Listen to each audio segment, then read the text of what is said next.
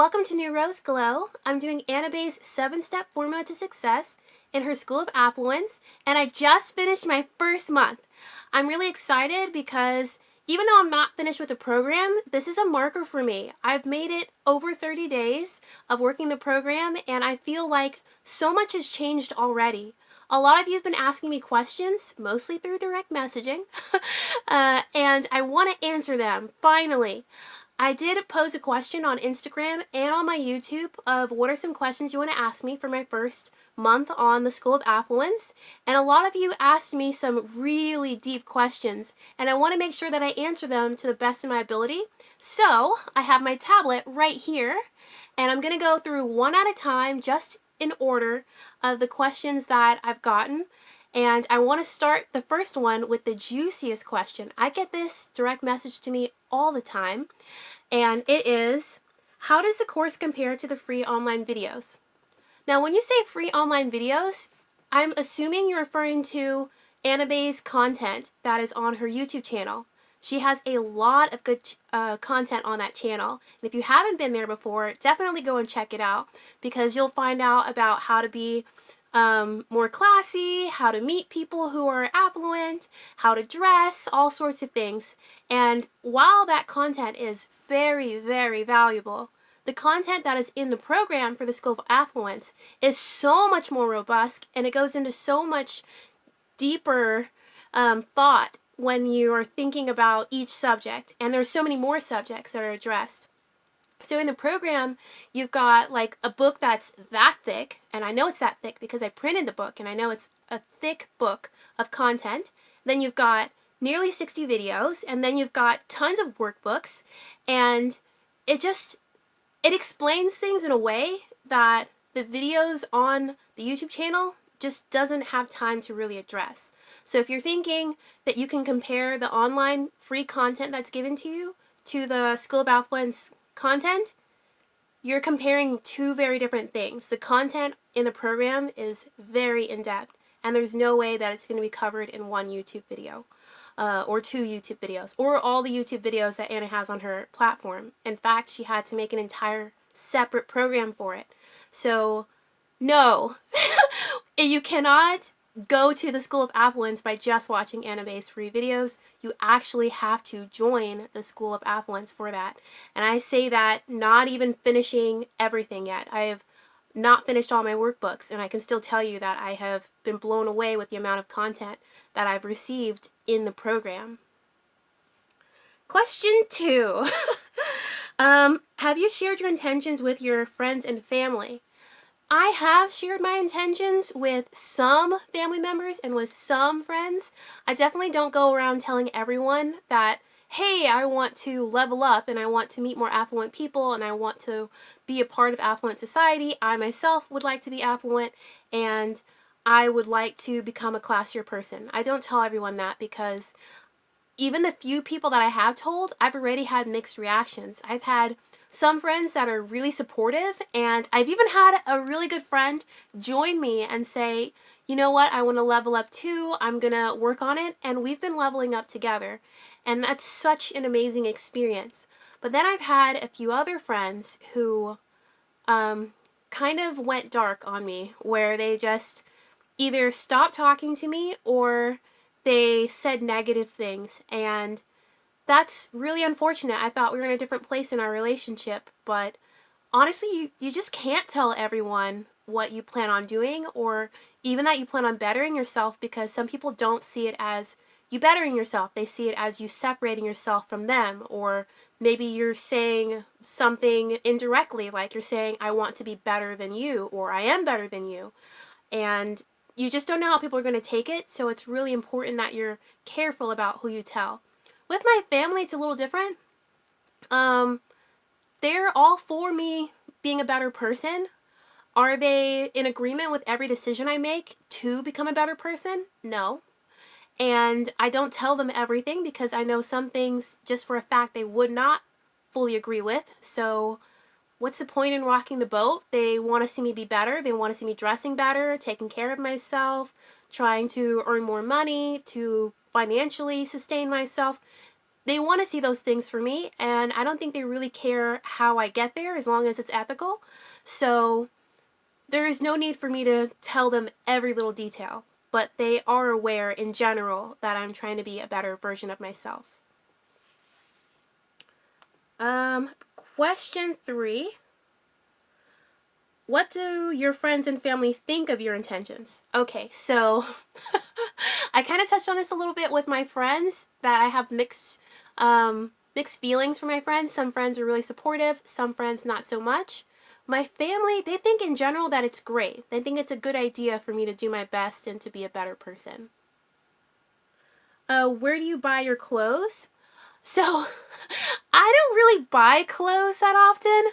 When I do, I try to save as much money as possible. So remember, again, I'm on level 1. I don't have a lot of money. I can't right now go out and just, say, I want this new designer dress and go buy it. There are a few items that I've splurged on, like my Louis Vuitton scarf. I've bought a few bracelets, but honestly, that is it. For the most part, when I get my clothes, they're almost always secondhand. So they either came from like a secondhand store like Goodwill, or they came from a clothing swap. My friends and I like to get together and just trade clothes. And that's where a lot of my dresses and stuff come from swaps. I will even go online and seek out swaps. So if somebody else in another community is having a clothing swap, I'll go and do that. And right now, that is the most affordable thing for me, is just to trade clothes with people who are not wearing something because it doesn't fit them anymore, or because they just didn't like it in the first place. But what is the saying? One man's trash is another man's treasure. So if somebody doesn't like something and I think it's beautiful, then I'm more than happy to take it off their hands. How do you afford your clothes? It's a little tricky because I have to budget. Even if I'm doing a clothing swap, which is technically free, it's free clothing, but I have to budget for travel and for any expense it is for me to get there. Maybe we're having a potluck at the clothing swap, so maybe we have to bring food, or it's one where it's a dual event where part of it is paid because it's at a restaurant. I've been to clothing swaps at restaurants, and I just plan for it ahead of time. So if I know that I'm going to go to a clothing swap, or if I know if I'm going to spend a certain amount of money, then I try to compensate earlier. So earlier in the week, I'll make sure to bring all my food to work instead of buying my food. And I'll make sure to not spend extra money where I don't need to. Maybe I'll go without something that's really small so that in the end of the day, I can have the thing that I want. What has changed simply by dressing better? Okay, so this is a good question. What has changed in my life just by changing the way I dressed? I've noticed that people have been way nicer to me. So people, they're not mean to me, but for the most part, people ignore me, or they just try to avert their eyes, or whatever it is. I don't get a lot of attention, and when I do, a lot of times it's not the attention I want. And it's not that I've been dressing trashy before, but it's not a way that really elevates my status. And honestly, there are things in life that are out of your control.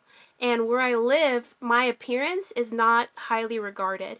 So I have to do other things to compensate my appearance.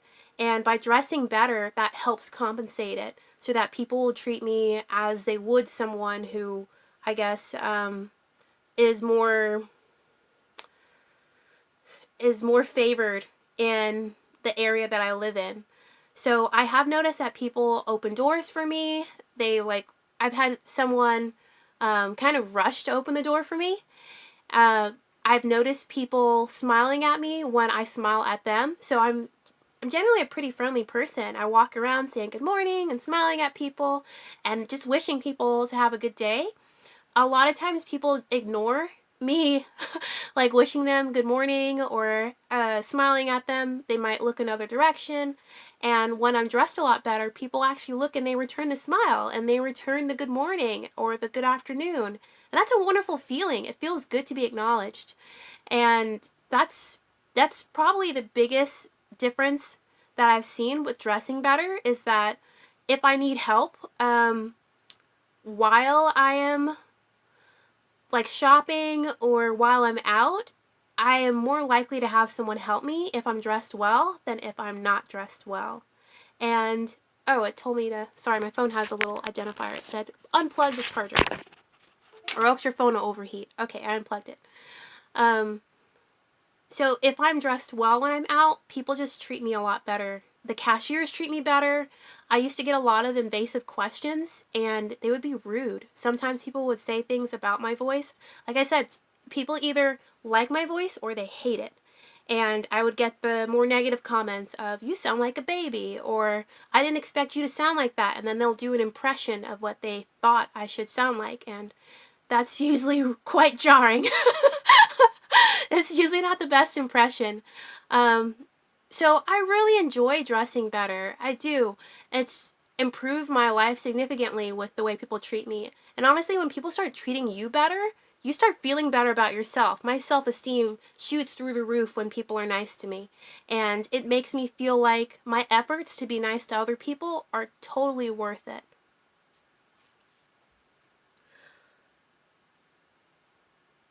Do you find networking easier? Networking, I like to think of it as relationship building. So I haven't started a lot of new relationships. I've started maybe 10 new relationships, so not a whole bunch in a month. But I'll say it was easier. It's easier when you look better. It's easier when you walk up to someone and they're not hesitating to interact with you, or they're not holding their breath and hoping you turn another direction. They look like they want you to come over. They're smiling. They have open body language. And when you come up to speak to them, they immediately respond. And it's not them looking around and then hoping that they don't have to respond. So if you plan on networking, you plan on building a relationship with someone at any point in time, looking better, oh my gosh, I can just attest that it does help you network.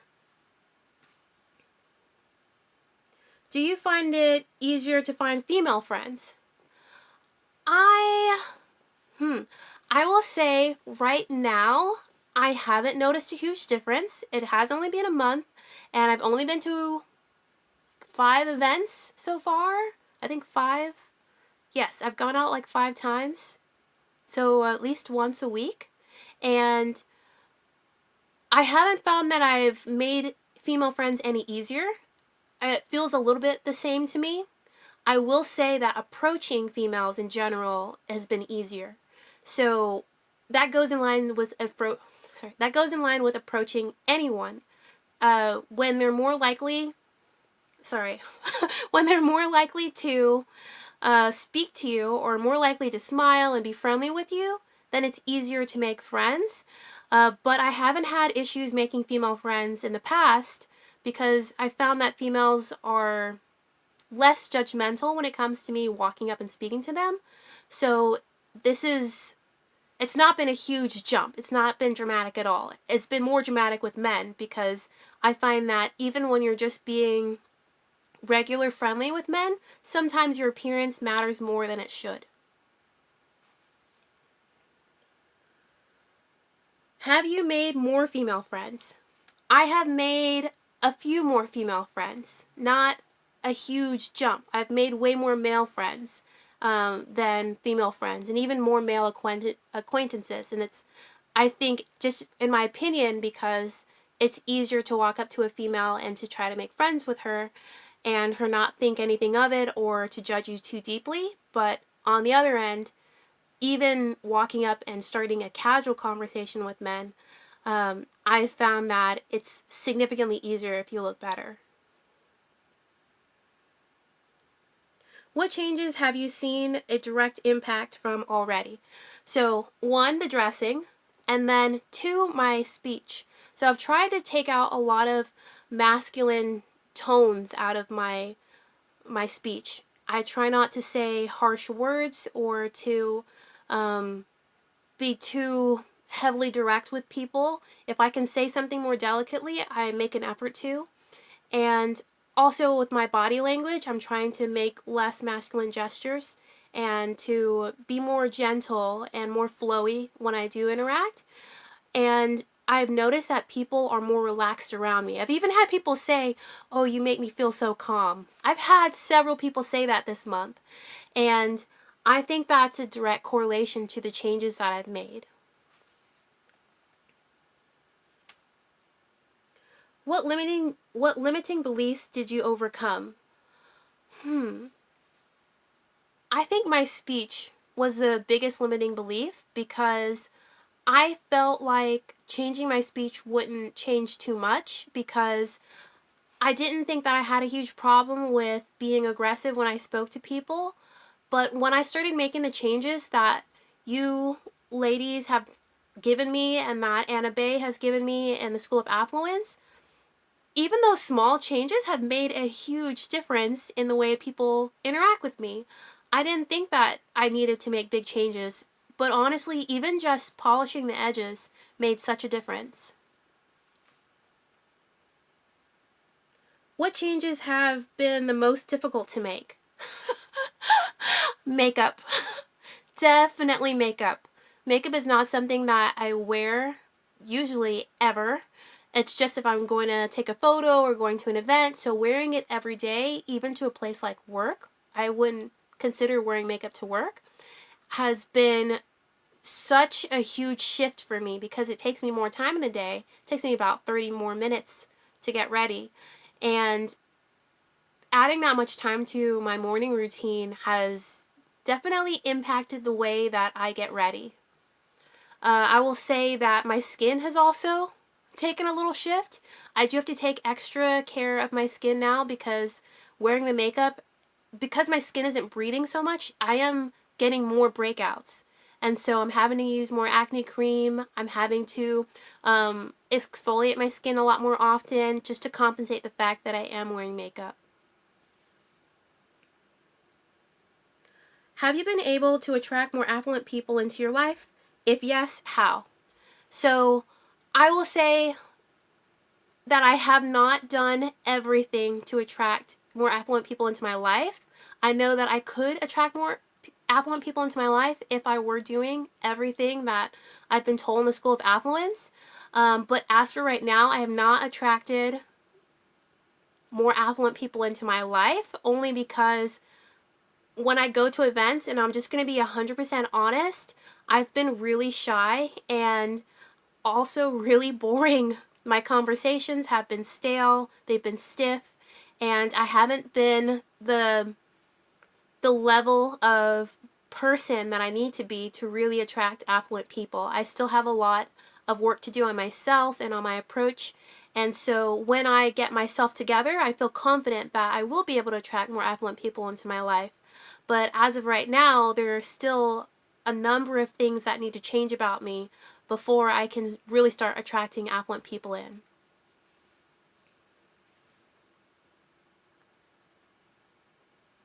Have more affluent people approached you in or out of work? I will say I have had affluent people approach me, but it has been in situations where I've put myself in front of a more affluent person, like today. So today is Sunday. It's Sunday night, and I know you won't be watching this video until probably Monday morning.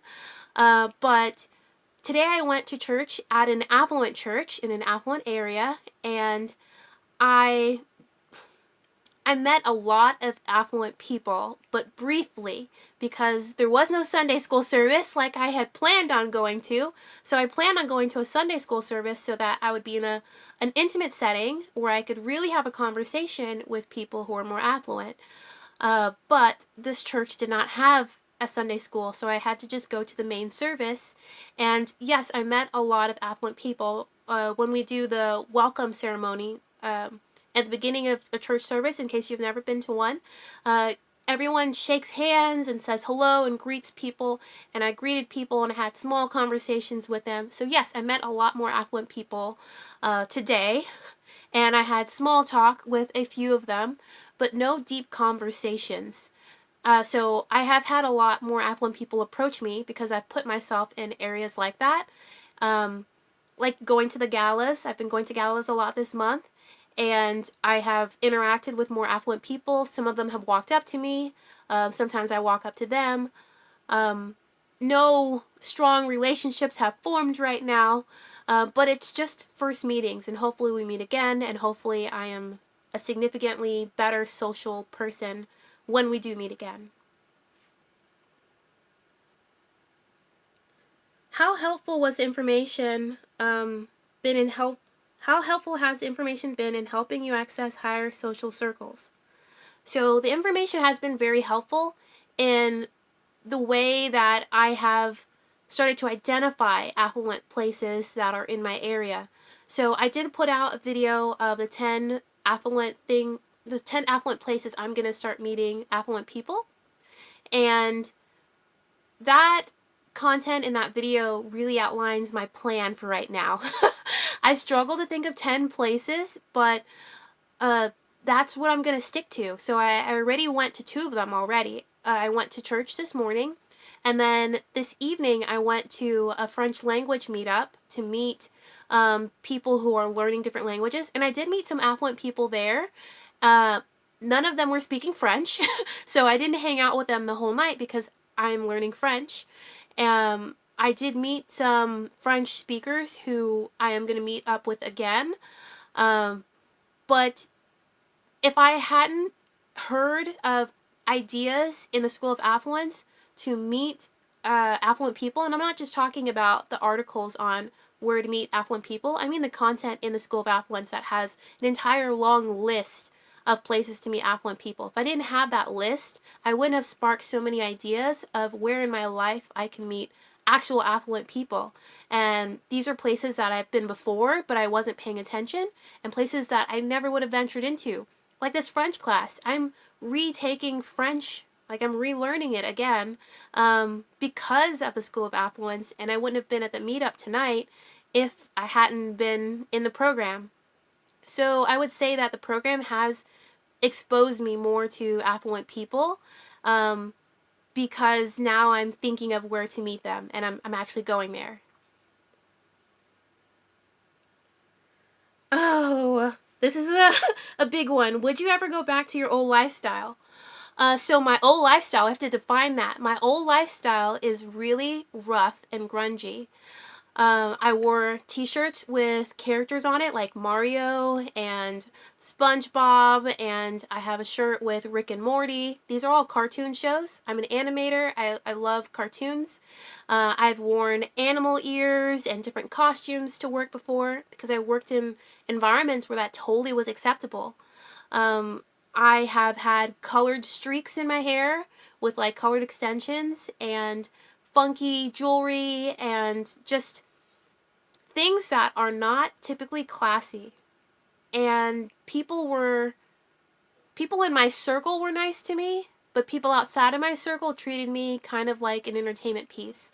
So I don't want to go back to my old way of doing things right now. I really want to keep going. I have invested a lot into the School of Affluence, not just in buying the program, but into the community and the relationships I formed within the School of Affluence community, and just the things I've done for myself. So one question I get asked a lot is about my teeth.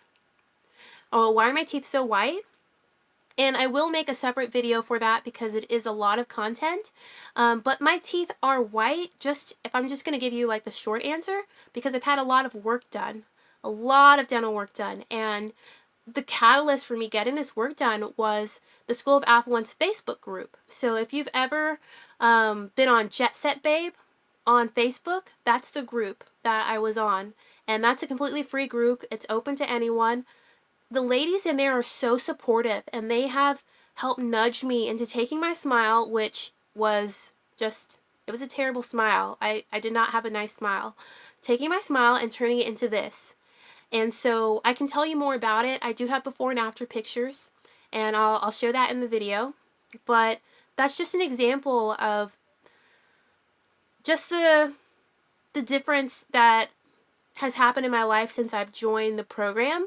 And if I weren't doing this and I decided I was going to go back into my old lifestyle, I think that I would have wasted a very, very big investment because I have put a lot in.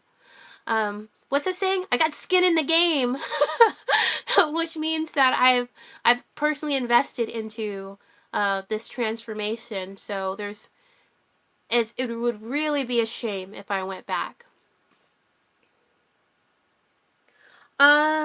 One question comment I get very often also is, please fill in your eyebrows.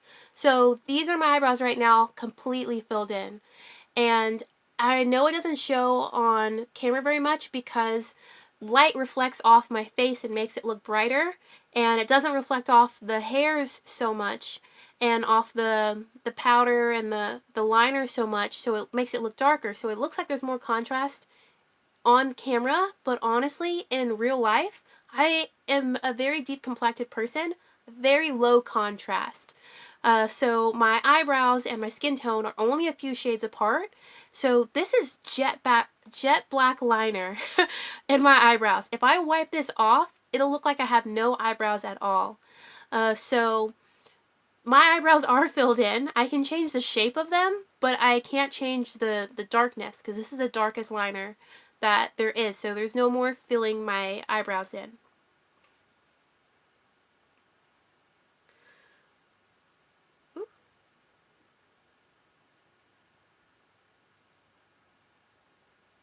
Has some of the information in the class changed your perspective forever? Yes. Yes, it has. Once you see and your eyes have been opened, they can't be closed. Once I have felt what it's like to have people treat me better, I don't want to go back to people not treating me well. Once I have started to pay attention to what makes someone classy and what makes someone not classy, it's really hard for me to want to be not classy or to be perceived not classy. There was an incident today where I was out and a friend, I'm going to call him a friend, he's really an acquaintance. I haven't spoken to him in years. But we went out to eat and I just noticed that I have a lot more table manners now. I remember how I used to eat and I remember how I used to, chow down on my food, and now I don't do that, and it felt a little uncomfortable for, my friend to be eating the way that we used to eat, and now I'm eating in this new way, and I feel more comfortable with the new way because I feel like it's more classy, and now I feel like it's more respectable, but I feel this divide happening between us, and that's one thing that happens is that as much as I want to have the same relationship with the friends that I've had in the past, I know for a fact now that there's no way for things to stay 100% the same. As much as I try to act the same way around my friends and I try to blend in when I'm with them so that they'll feel comfortable, because I really do want them to feel comfortable, there's no way that I could go back to eating the same way I used to eat. There's no way I can go back to talking the same way I used to talk, and I don't want to.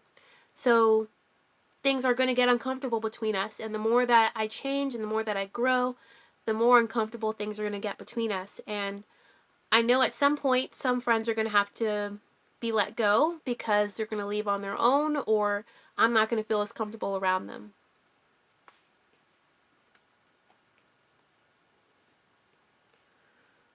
We've had this question before. Oh, how do you manage new expenses that come with this lifestyle? I want to say I'm not managing these expenses. I either can afford it or I can't afford it.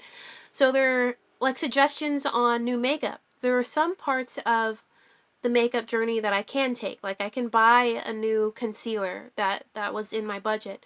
But there are other things that have been suggested that just aren't in the budget right now, and I am going to hold off on it. I'm not going to put myself in debt trying to level up. I'm going to do it gradually, and I'm going to do it at a pace that actually is realistic for me. So the things that have to wait will wait. I'm trying to prioritize my list and get the most important things first. But the way I'm affording it is working my full-time job and working a side business and doing freelance gigs to just pay for basic things. What is your motivation, your number one motivation to do it? So what's my number one motivation to do this program? I'll say financially. If I had to choose between my career, romance, finance, overall personal development, networking, or just looking better, I would say finance right now. Because I know that my personal development is important. All these things are important that I've named. And personal development is really high up on the list for me. I do want to be a better person in general. I want to feel proud of myself. I want to look in the mirror and not see someone who's so rough around the edges. I want to look and say, I want to be this woman. You know, I'm so proud to be this woman. But I also want to become more financially secure. And there are so many things that we learn in the program to help you become more financially secure. So I want to get to a point where that's going to be easy for me. And I don't want things like my appearance or my speech or my gestures to hold me back from that. So I'm working on everything at once. Ooh, answered that question. You do notice more where you are from. I'm not certain what that one means. What is really new for you? What's new for me, aside from wearing makeup every day? I'll say the way I choose my clothing. So I used to just pair things with complementary colors. So I would choose an orange shirt with blue pants because I think that they look good together, and just go out the door with that. Or I would find maybe some colors that are harmonious, like a pair of white pants with a pink shirt, like a soft pink shirt. But now I'm looking for a lot of monochromatic clothing, and that's really where I am, that level. So at some point I'll get to a level where I'm able to play with color and play with texture, but I'm on the just try to make things look like they're all one color right now, and try to keep things simple and to have one point of interest and not several points of interest all over you. So I'll say that right now that's probably the biggest new thing for me, is learning to pick my clothes out differently. Which limiting beliefs did you overcome? I will say I had limiting beliefs about myself socially. I didn't think that I would have that much positive responses to changing my speech, but that has definitely changed my opinion. Just the reactions of other people have changed my opinion on how people can react to me based on the way I speak. Which values did you add